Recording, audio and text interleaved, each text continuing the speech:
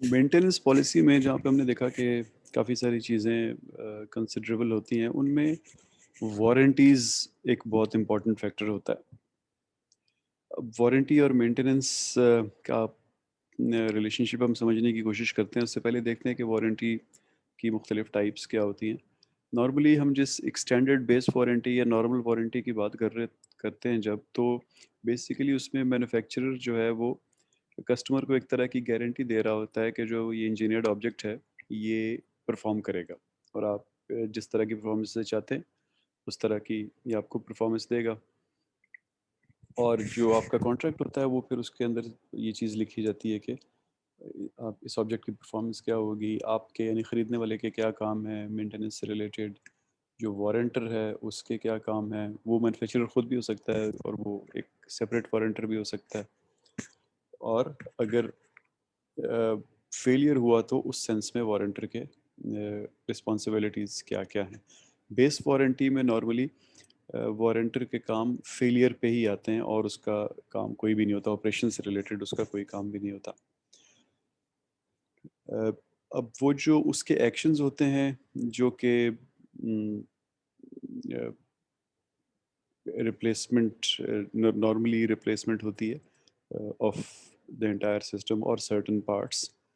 वो warranty period जो specify होता है उसके अंदर अंदर खाली होती है, जो कि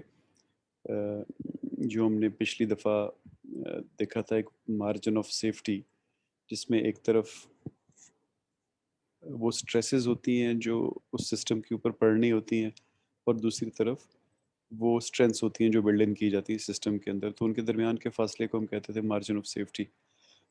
तो उससे रिलेट करके मैन्युफैक्चरर या वारंटर आपको वारंटी देता है कि उसको ट्रेंड्स का पता होता है कि 6 महीने या 1 साल तक इन दोनों के दरमियान डिस्टेंस कम नहीं होगा, तो उतनी वो आपको वारंटी दे देता है ताकि वो अपनी कॉस्ट्स वारंटी के पॉइंट ऑफ व्यू से मैनेज कर सके और उसके पास रिटर्न्स ना आए, रिप्लेसमेंट्स ना आए।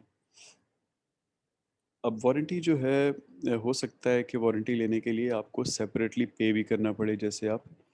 एप्पल की प्रोडक्ट्स ख़रीदते हैं तो साथ वारंटी अलग से पैसे दे के ख़रीदते हैं। इसी तरह जब वो वारंटी एक्सपायर होती है फॉर एग्जांपल एप्पल प्रोडक्ट्स की, तो आप उसको 6 महीने साल के लिए दोबारा ख़रीद सकते हैं, एक्सटेंड करवा सकते हैं। तो इस जो आपको वारंटी एक्सटेंड करने की भी ऑप्शन देता है, तो you can really kind of appreciate कि उसका मार्जिन ऑफ सेफ्टी काफ़ी है। वरना वो कभी भी आपको 2-4 हज़ार डॉलर की चीज़ को $100-50 में एक्सटेंड करके वारंटी ना दे कि आप क्लेम कर सकेंगे 4 हज़ार की चीज़ खाली $100 देके। तो इसका मतलब है कि they are very sure of the margin of safety that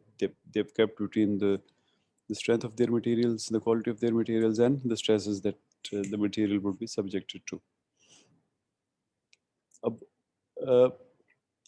warranties इस सेंस में बहुत इंपॉर्टेंट होती हैं कि they could really mean make और ब्रेक फॉर द मैन्युफैक्चरर। अगर आपको सारे का सारा आपने 1,000 गाड़ियाँ बेची एक महीने में, और फॉर सम रीज़न वो सारी की सारी रिकॉल करनी पड़ जाए और उनकी जगह नई देनी पड़ जाए, तो literally you can go bankrupt. और कस्टमर के पॉइंट ऑफ व्यू से, या जो कमर्शियल कस्टमर्स होते हैं, इंडस्ट्रियल कस्टमर्स होते हैं, डिफेंस कस्टमर्स होते हैं, उनकी तो प्रोडक्शन ही डिपेंड कर रही होती है वारंटी के ऊपर। अगर आप के एंड पे यानी मैन्युफैक्चरर के एंड पे फेलियर हो जाए और उनका प्रोडक्शन प्लांट बंद हो जाए, तो वो जिस जिस सोर्स से पैसे कमा रहे हैं वो सोर्स ही ख़त्म हो जाता है। इसी तरह डिफेंस में अगर वारंटी इज़ नॉट वर्किंग और पार्ट फेल हो गया है, तो it could be the sovereignty of a country which is at stake. तो इसकी इम्पोर्टेंस बहुत ज़्यादा होती है और इसको इसीलिए डिटेल में समझने की ज़रूरत होती है किसी भी मेंटेनेंस इंजीनियर के लिए। अब यहाँ पे हम टाइप्स ऑफ वारंटी देख रहे हैं, लेकिन you just have to keep in mind कि हम इसको लीगल पॉइंट ऑफ व्यू से नहीं देख रहे। तो ये टाइप्स उस तरह जो हम किसी कॉन्ट्रैक्ट मैनेजमेंट की क्लास में पढ़ते हैं, ये वो चीज़ें नहीं होंगी, इम्प्लाइड वारंटी और एक्सप्लिसिट वारंटी और वो वाली चीज़ें नहीं, बल्कि सिर्फ हम मेंटेनेंस के पॉइंट ऑफ व्यू से देख रहे हैं। तो मेंटेनेंस के पॉइंट ऑफ व्यू से जो स्टैंडर्ड प्रोडक्ट्स होती हैं, जो नॉर्मल आपके इस्तेमाल की और रिलेटिवली कम कॉस्ट की प्रोडक्ट्स होती हैं, इसमें जो सबसे कॉमन टाइप ऑफ वारंटी जो हर آلموسٹ ہر وارنٹی آپ کو اسی طرح کی ملے گی. اس کو کہتے ہیں نان رینیوئنگ فری ریپلیسمنٹ وارنٹی, جس کا مطلب ہے کہ یہ رینیو نہیں ہوگی اور ایک پرٹیکولر ٹائم کے لیے ہم آپ کو یہ سسٹم یا اس کا وہ پرٹیکولر پارٹ فریلی ریپلیس کر کے دیں گے. اب یہ ون ڈائمینشنل بھی ہو سکتی ہے, جس میں بیسیکلی ایک اسپیسیفائڈ ٹائم تک کے لیے آپ کو ریپیئر یا ریپلیسمنٹ کی فیلڈ آئٹمس کی وارنٹی دی جاتی ہے. اور یہ ٹو ڈائمینشنل بھی ہو سکتی ہے, جس میں آپ کو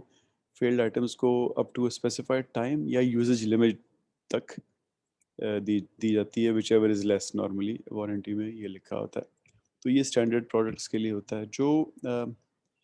نان اسٹینڈرڈ یا کسٹم بلڈ پروڈکٹس ہوتے ہیں اس میں وارنٹیز کا پورا concept can be very complex. کیونکہ بہت سے کیسز میں, کسٹم بلڈ پروڈکٹس کے کیسز میں, بائر کو ایگزیکٹلی نہیں پتہ ہوتا کہ یہ سسٹم وہ جو خرید رہا ہے یا وہ جو انفراسٹرکچر بنوا رہا ہے, جو پلانٹ وہ خرید رہا ہے, اس میں کس جگہ کیا اسپیسیفک پارٹ لگا ہوا ہے اور اس کے فیلئر کے کیا ٹرینڈز ہو سکتے ہیں, وہ کن کن موڈز میں ڈی گریڈ یا فیل ہو سکتا ہے. تو اس کیس میں بہتر یہ ہوتا ہے کہ آپ بجائے اس کے کہ کوئی وارنٹی لیں, اس سے فیلئر کے اگینسٹ آپ کوئی ایسی ارینجمنٹ کرنا چاہیں گے جس میں ریلائبلٹی کی وارنٹی ہو. یعنی کہ آپ اس سے کہیں کہ مجھے اب لاکھوں کروڑوں پارٹس میں نہیں پتا کون سا کس وقت فیل ہوگا, میں ہر ایک کے لیے آپ کو نہیں کر سکتا. آپ جسٹ مجھے ایشور کر لیں کہ یہ سسٹم ریلائبل ہے اور جو میں اس سے کام کروانا چاہتا ہوں یہ وہ کام کرے گا. جیسے فار ایگزامپل یہ میں میسائل سسٹم آپ سے خرید رہا ہوں, تو آپ مجھے گارنٹی دیں کہ جب میں یہ فائر کروں گا تو 95% سے زیادہ پروبیبلٹی ہے کہ یہ جا کے یہ صحیح طریقے سے فائر بھی ہوگا اور جا کے اپنے ٹارگٹ کو ہٹ بھی کرے گا. یا میں ایک ٹرین کا سسٹم خرید رہا ہوں آپ سے ایک شہر کے لیے, جس میں 10-12 لائنیں ہیں اور سینکڑوں اسٹیشنز ہیں. ٹرین کی لائن بھی بچھی ہوئی ہے اور اوپر ٹرینیں بھی چل رہی ہیں اور اسٹیشن بھی بنے ہوئے ہیں وغیرہ وغیرہ. تو آپ مجھے گارنٹی دیں کہ 99.99% میرا سسٹم اپ رہے گا, اور اگر ڈاؤن ہوگا تو اس کے اندر ریڈنڈنسی ہوگی اور آپ اس کو آگے ٹھیک کر کے دیں گے. تو اس کیس میں کیا ہوگا کہ پھر چونکہ اوبیسلی یہ سارے سسٹم اتنے کمپلیکس ہوتے ہیں کہ it is not possible for you to completely understand کہ ان کے اندر کیا کیا پارٹس ہیں اور ان کی لائف سائیکلز کیسی ہوں گی. انفیکٹ بہت سے کیسز میں تو جو خریدار ہوتا ہے اس کی بس ایک خواہش ہوتی ہے, اس کو تو کوئی ڈیٹیل نہیں پتہ ہوتی. جیسے فار ایگزامپل ابھی جو ہم ریل سسٹم کی بات کر رہے ہیں, آج آپ فیصلہ کریں کہ آپ نے کراچی میں, لاہور میں, اسلام آباد میں ایک انڈر گراؤنڈ ریل بچھانی ہے پورا سسٹم, تو آپ تو اسپیسیفائی ہی نہیں کر سکتے کسی کو کہ وہ کیا کرے کام آ کے. وہ کوئی کانٹریکٹر ہوگا کسی ڈیولپڈ ملک کا جو وہاں پہ کام کر چکا ہوگا اور ساری ڈیٹیل اس کو پتہ ہوگی. تو آپ اگر اس کے ساتھ وارنٹیز کے ارینجمنٹ بنانے میں جائیں گے بھی تو آپ اس کو وارنٹیز میں ہی ٹرپل پیسے شاید آپ کو دینے پڑے اور پھر بھی آپ نہ سمجھ سکیں کہ ایکچولی کس کس چیز کی وارنٹی چاہیے. تو ان کیسز میں بہتر ہوتا ہے کسٹم بلڈ پروڈکٹس میں کہ آپ you instead of going for warranty in terms of parts,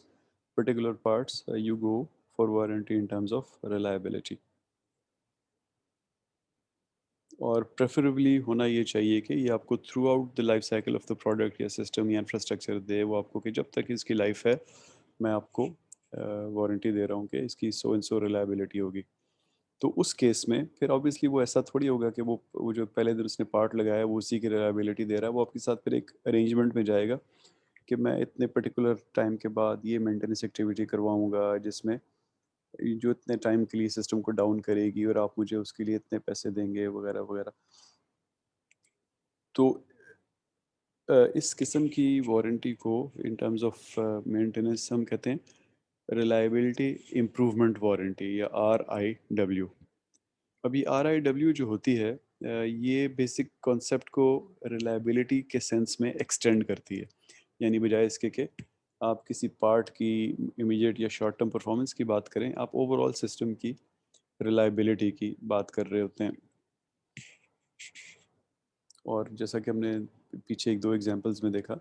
کہ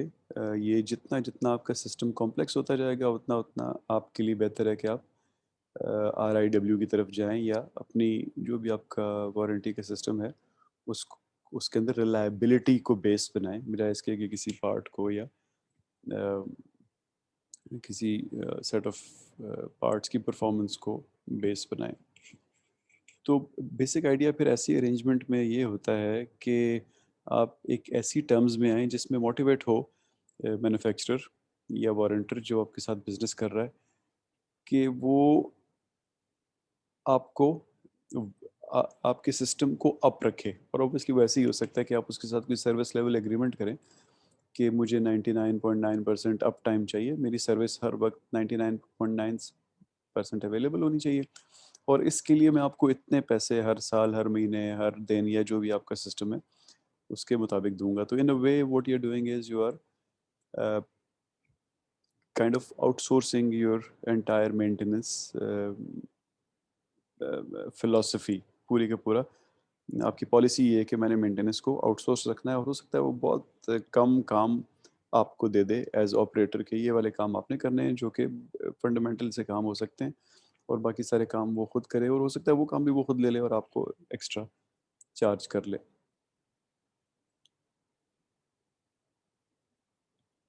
اب نارملی یہ جو RIW ہوتے ہیں اس کے اندر ایک guaranteed mean time between failure ہوتا ہے, یعنی وہ جیسا ہم نے اوپر بات کی سروس لیول ایگریمنٹ کی, تو service level agreement generally services کے سینس میں بات کی جاتی ہے, لیکن سروسز بھی at the end of the day engineered products پہ ڈپینڈ کر رہی ہوتی ہیں. جیسے ہم بات کر رہے ہیں ریل سسٹم کی, تو ریل سسٹم تو ایک سروس ہے ٹھیک ہے, لیکن اس کے اندر ساری کی ساری انجینئرڈ پروڈکٹس ہیں جن کے فیلیئرز اور ڈیگریڈیشن کی انڈرسٹینڈنگ ضروری ہے, اور ان کے فیلیئرز کے درمیان جو ٹائم ہے وہ آپ کو ایک پرٹیکولر ٹائم چاہیے. جیسے فار ایگزامپل آپ ایک ریل کی بوگی ہے جو انڈر گراؤنڈ سسٹم میں چل رہی ہے, تو وہ آپ یہ نہیں کہہ سکتے کہ یہ ایک ہفتے تک چلے گی, کیونکہ ان کو تو وہاں سے آئسولیٹ کرنا یا ریموو کرنا ہی بڑا مشکل کام ہوتا ہے. تو پھر آپ کو ایک لمبا مین ٹائم بٹوین فیلئر چاہیے ہوتا ہے. تو SLAs کے اندر بھی ان بلٹ MTBF ہوتے ہیں, کیونکہ سروسز بہت کم ایسی سروسز ہوتی ہیں جن کے پیچھے انجینئرڈ سسٹم نہ ہوں. تقریباً ہر سروس کے پیچھے, آپ ہوٹل کی سروس کی بات کریں تو کمپلیکس انجینئرنگ سسٹمز ہوتے ہیں ہوٹلس کے اندر, ایئر کنڈیشننگ سسٹمز ہوتے ہیں, گیلی میں سسٹمز ہوتے ہیں, فائر فائٹنگ سسٹمز ہوتے ہیں, انفراسٹرکچر اٹ سیلف ایک انجینئرڈ سسٹم ہوتا ہے, اینڈ سو آن. تو اسی طرح جب بھی آپ سروس لیول ایگریمنٹ کی بات کرتے ہیں تو ہوتا تو وہ SLA ہے, لیکن اس کی بیک پہ انجینئرڈ آبجیکٹس ہوتے ہیں, اور ان کی پھر آپ کو guaranteed mean time between failures چاہیے ہوتے ہیں. اب پروڈکٹس جو ہیں وہ from the perspective of maintenance ان کو 3 کیٹیگریز میں جنرلی ڈیوائڈ کیا جاتا ہے. پہلی کیٹیگری آپ کے اسٹینڈرڈ پروڈکٹس ہوتے ہیں جو کنزیومرز یوز کرتے ہیں, جیسے آپ کے گھر کا ٹی وی, آپ کا موبائل فون وغیرہ وغیرہ, جو اسٹینڈرڈ کنزیومرز یوز کرتے ہیں. پھر انڈسٹریل یا کمرشل پروڈکٹس ہوتے ہیں جو کہ ایک پاور پلانٹ ہو سکتا ہے, جنریٹر ہو سکتا ہے, HVAC سسٹم ہو سکتا ہے, اسٹیم جنریشن کا سسٹم ہو سکتا ہے, اسی لیے کوئی بھی انڈسٹریل اور کمرشل پروڈکٹ, ٹرین ہو سکتی ہے. اور فائنلی ڈیفینس پروڈکٹ. اب ان ڈیفینس کو اور انڈسٹریل کے درمیان لائن بڑی تھن سی ہوتی ہے, کیونکہ یہ ان دونوں کی آج کل بڑی ہائی ریلائبلٹی ہے آپ کو چاہیے ہوتی ہے, لیکن جنرلی پریسیژن اور چونکہ اس میں نیشنل سوورینٹی کی اور لاس آف لائف کا ایک پرسپیکٹیو ہوتا ہے ڈیفینس میں دوسروں سے زیادہ, اور ان کی کاسٹ بہت زیادہ ہوتی ہے. جیسے میزائل سسٹم کی ہم بات کریں تو میسائل جب آپ مار دیتے ہیں تو بس وہ جاتا ہے اور تباہ ہو جاتا ہے, اور وہ ان اٹ سیلف ملینز کا خالی وہ پارٹ ہوتا ہے جو آپ نے پھینک دیا ہوتا ہے. تو پھر وہ کاسٹ کے سینس میں ڈفرینٹ ہوتا ہے, اس لیے اس کو الگ کیٹیگرائز کرتے ہیں. ابھی جو مختلف ٹائپس آف پروڈکٹس ہوتے ہیں پھر ان کے لیے مینٹیننس پالیسیز کو بھی مختلف ہونا پڑتا ہے. پیورلی ایک بزنس پرسپیکٹیو سے دیکھیں تو بہت سارے فیکٹرز پہ ڈپینڈ کرتی ہے آپ کی مینٹیننس پالیسی,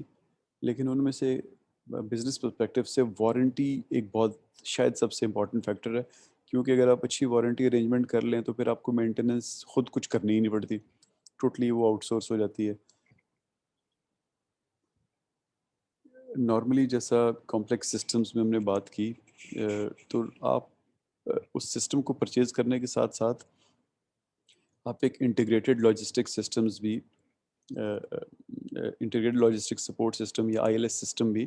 پرچیز کرتے ہیں، جس کا بیسک آئی ایل ایس کا بیسک آئیڈیا یہ ہے کہ یہ ایک ایسا سسٹم ہے جو کہ لائف سائیکل کاسٹ کو منیمائز کرتا ہے کسی بھی سسٹم کی، یعنی پرچیز کاسٹ کو خالی نہیں بلکہ تھرو آؤٹ دا لائف اس پہ جتنے بھی خرچے ہونے ہوتے ہیں ان کو منیمائز کرتا ہے، اور ڈیمانڈ فار لاجسٹکس کو کم کرتا ہے۔ اور کیسے کم کرتا ہے؟ Basically by optimising the maintenance systems. اب آپ نے اگر اس طرح کا ایک کمپلیکس سسٹم خریدنا ہے اور اس کو کہیں انسٹال کرنا ہے، اوبیسلی پھر آپ کو ایک بڑی کمپریہنسو مینٹیننس پالیسی چاہیے ہوگی جو کہ اس کی ساری لائف کو کور کرے۔ اور بعض کیسز میں یہ ہوتا ہے کہ آپ کی وارنٹی ایکسپائر ہو جاتی ہے، مے بی 20 سال کے بعد بھی ایکسپائر ہو جائے، لیکن ایکسپائر ہو جاتی ہے۔ اور بہت سے کیسز میں ایسا ہوتا ہے کہ آپ کا O E M out of business ہو جاتا ہے، یعنی وہ اس نے آپ نے 1970 میں اس سے جہاز خریدے تھے، ہوائی جہاز، بحری جہاز، وہ اب بزنس سے چلے گی، اب انہوں نے بحری جہاز بنانے بند کر دیے ہیں، وہ ان کا وہ بزنس یونٹی بند ہو گیا۔ تو اس سینس میں بھی پھر آپ کوشش کرتے ہیں کہ آپ کی مینٹیننس پالیسی اتنی اچھی ہو کہ ارینجمنٹس جاری رہیں ایون وارنٹی کے ایکسپائر ہونے کے بعد بھی، یعنی آپ اس کے اندر ان بلڈ کر لیں کہ جب اگر آپ آؤٹ آف بزنس بھی ہوتے ہیں تو آپ ہمیں یہ پرٹیکولر سیٹ آف سٹورز دے کے جائیں گے جو کہ اگین 10 سال کے لیے ہمارے لیے کافی ہوگا، وغیرہ وغیرہ۔ اب مینٹیننس پالیسی بناتے ہوئے مختلف ٹائپ آف پروڈکٹس میں، ٹائپ اے کو ہم نے کہا تھا کنزیومر پروڈکٹس ہیں، ٹائپ بی کو کہا تھا انڈسٹریل اور کمرشل ہے، اور سی کو ہم نے کہا تھا یہ ڈیفنس پروڈکٹس ہیں۔ تو اس میں جو ٹائپ آف وارنٹی ہم نے جیسے بات کی شروع میں، ٹائپ اے میں فری ریپلیسمنٹ کی خالی وارنٹی ہوتی ہے، ٹائپ بی میں فری ریپلیسمنٹ کی ہو سکتی ہے اور ریلائبلٹی والی بھی ہو سکتی ہے، اور ٹائپ سی میں جنرلی یعنی ڈیفنس پروڈکٹس میں ریلائبلٹی بیسڈ ہی وارنٹی ہوتی ہے۔ وارنٹی کی ڈیوریشن جو ہے وہ کنزیومر پروڈکٹس میں بہت چھوٹی ہوتی ہے، 6 مہینے سے سال سے اوپر بہت کم ہوتے ہیں، انڈسٹریل میں شارٹ ٹو میڈیم ہوتی ہے، اور ڈیفنس میں میڈیم ٹو لانگ ہوتی ہے۔ جو مینٹیننس ایکشنز ہوتے ہیں وہ بیسڈ ہوتے ہیں یوزیج پہ یا ایج پہ، ٹائپ اے میں، ٹائپ بی میں اور سی میں اس کے ساتھ ساتھ وہ کنڈیشن پہ بھی بیس کرتے ہیں۔ اب جب کنڈیشن پہ بیس کرتے ہیں اس کا مطلب ہے کہ آپ کی پریونٹیو مینٹیننس میں کنڈیشن بیس مینٹیننس آ گئی، تو ٹائپ اے میں اگر آپ دیکھیں تو انسپیکٹ اور ریپلیس ہے، اور ٹائپ بی اور سی میں مانیٹر اور ریپلیس ہے، یعنی کنڈیشن بیس مانیٹرنگ کرنی ہے اور ریپلیسمنٹ کرنی ہے۔ جو کریکٹیو مینٹیننس ہیں اس میں ٹائپ اے میں ریپیئر اور ریپلیس ہے اگین، اور ٹائپ بی میں اور ٹائپ سی میں ریپیئر اور ڈیزائن آؤٹ مینٹیننس ہے۔ ڈیزائن آؤٹ مینٹیننس جیسا ہم نے شروع میں بات کی کہ اس مینٹیننس کو کہتے ہیں جس میں پلانٹ بند کر کے ہم مینٹیننس کرتے ہیں، اور میں نے آپ کو بتایا تھا کہ بہت ہی کمپلیکس سسٹمز میں اٹ کین ٹیک ایئرس، 5 سال 6 سال کے لیے اس پرٹیکولر سسٹم کو بھی ڈاؤن کرنا پڑ سکتا ہے، جیسے سب مرین میں 8 8 سال بھی کبھی کبھی لگ جاتے ہیں اگر مینٹیننس کے لیے جب آپ کھولیں سسٹمز کو اور اندر دیکھیں کہ آپ کو زیادہ کام کرنا ہے۔ اور اسی طرح اسکل لیول جو ہے وہ ٹائپ اے میں بہت کم چاہیے ہوتا ہے، ٹائپ بی میں تھوڑا زیادہ، اور ٹائپ سی میں بہت زیادہ چاہیے ہوتا ہے مینٹیننس کے لیے۔ تو آبویسلی پھر جب یہ سب چیزیں ہوں گی تو آپ کو مینٹیننس پالیسی بھی اکارڈنگلی بنانی پڑے گی، یعنی اگر اسکل لیول بہت ہائی چاہیے تو آپ چاہیں گے کہ مینٹیننس پالیسی جو ہے وارنٹر، ایکسٹرنل وارنٹر ہو جو اس میں انوالو ہو، لیکن اگر اسکل لیول نہیں چاہیے تو آپ چاہیں گے میں خود ہی وارنٹی خریدوں ہی نہ، بس یہ میرے پاس ہی رہے، کیونکہ اگر صفائی کرنی ہے اور تیل ہی بدلنا ہے میں خود ہی بدل لوں گا۔ اچھا، اس طرح پھر مینٹیننس پالیسی بناتے ہوئے بہت ساری ڈائمینشنز یا ویریبلز بنتے ہیں جن کو دیکھنے کی ضرورت ہوتی ہے۔ پہلا ہے کہ آپ کی پالیسی جو ہے وہ کس لیول پہ ہے، کمپوننٹ لیول پہ ہے یا پروڈکٹ سسٹم لیول پہ ہے۔ جو ہم نے بہت سارے ٹیئرز دیکھے تھے، اور پچھلی بار ڈسکشن ہوئی تھی کہ اپ ٹو 7 یا 7 سے زیادہ بھی ہو سکتے ہیں، تو ہم بالکل آخری لیول پہ کمپوننٹ کے لیول کی بات کر رہے ہیں پالیسی بنانے کی، یا ہم سسٹم لیول پہ بات کر رہے ہیں۔ پھر ایکسپیکٹڈ ڈیگریڈیشن ویریس لیول پہ کیا ہے، یعنی وہ جو ہائرارکی 7 یا اس سے زیادہ ٹیئر کی ہائرارکی کی بات کر رہے تھے، مختلف ٹیئرز پہ کیا ہائرارکی کی کیا ڈیگریڈیشن کے لیولز ہو سکتے ہیں، ایکسپیکٹ کیا کر رہے ہیں آپ، اور آپ کے ہائی پرائورٹی فیلئر میکینزمز جو ہم نے پچھلی بار بات کی تھی کہ فیلئر میکینزمز تو ایک سسٹم میں سینکڑوں، ہزاروں، لاکھوں ہو سکتے ہیں، لیکن اوور دی ایئرز مینوفیکچررز اور یوزرز نے ایکسپیرینس کر کے یہ شارٹ لسٹ کر لیے ہیں کچھ فیلئر میکینزمز کے، اکر یہی والے ہوتے ہیں 15-20 جن کو ہم ہائی پرائورٹی فیلئر میکینزمز ہوتے ہیں. تو اس پہ بھی ڈیپینڈ کرتا ہے کہ آپ کی مینٹیننس پالیسی کیا ہوگی. اگر کسی ایک ایسا سسٹم ہے جس میں ہائی پرائورٹی جو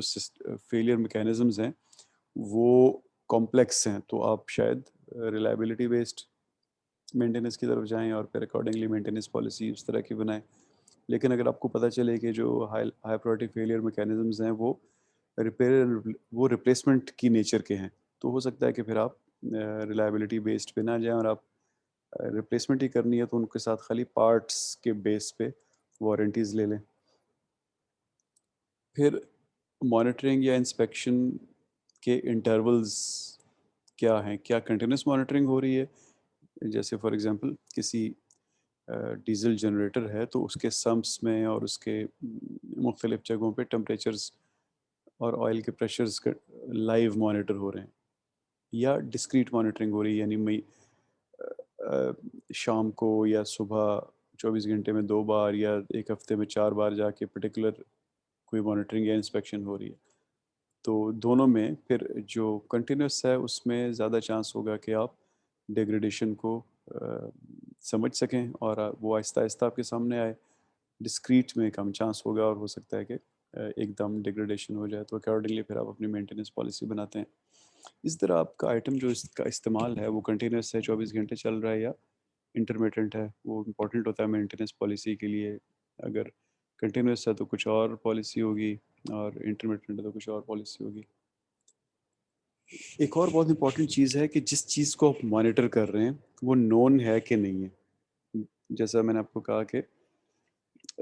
جس چیز کو آپ مانیٹر کرنا چاہ رہے ہیں وہ نون ہے یا نہیں ہے. جیسے ہم نے بات کی کہ آئل کی وسکوسٹی.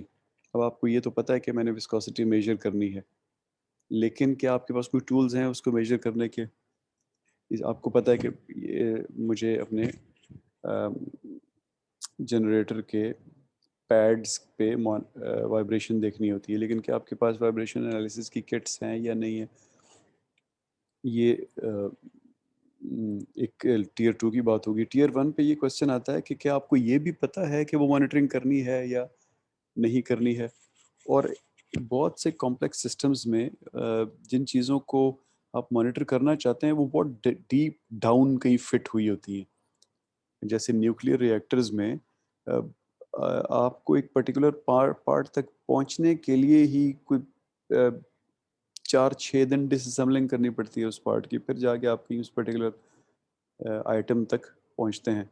تو اسی طرح جو ریلوے کے سسٹمز ہوتے ہیں وہ آپ کو لندن میں پتہ ہوگا بہت سارے ایسے ٹرین اسٹیشنز ہیں جس میں 8-9 لیولز ہیں، ٹرینیں اوپر نیچے سے گزر رہی ہیں. تو وہاں پہ اگر آپ اس پورے انفراسٹرکچر میں اگر آپ کو کہیں وائبریشن فیل ہو رہی ہے تو it is very difficult to actually know کہ وہ کون سا پیرامیٹر ہے جس کو ہم چیک کریں جس سے پتہ چلے کہ کس لیول سے ہمیں وائبریشن آ رہی ہے. تو یہ بہت بڑا امپورٹنٹ فیکٹر ہوتا ہے مینٹیننس پالیسی میں. اور یہاں پہ آپ پھر چاہتے ہیں کہ چونکہ بہت کمپلیکس سسٹم ہے، اسکل لیول بہت ہائی چاہیے، تو یہاں پھر یا آپ ان ہاؤس وہ اسکلز بلڈ کرتے ہیں یا پھر آپ ٹوٹلی وارنٹر کے اوپر چیزیں چھوڑتے ہیں. پھر ٹائم ہورائزن یا پروڈکٹ لائف سائیکل، جس کی لائف چھوٹی ہے اس کے لیے کچھ اور مینٹیننس پالیسی چاہیے، جس کی لائف بہت لمبی ہے اس کے لیے کچھ اور مینٹیننس پالیسی چاہیے. پھر جو ہم نے پیچھے بات کی ریپیئر ریپلیسمنٹ کرتے ہوئے جو ہم سسٹم ریسٹوریشن کرتے ہیں، منیمل، امپرفیکٹ یا پرفیکٹ، تو ان میں سے آپ کس پرٹیکولر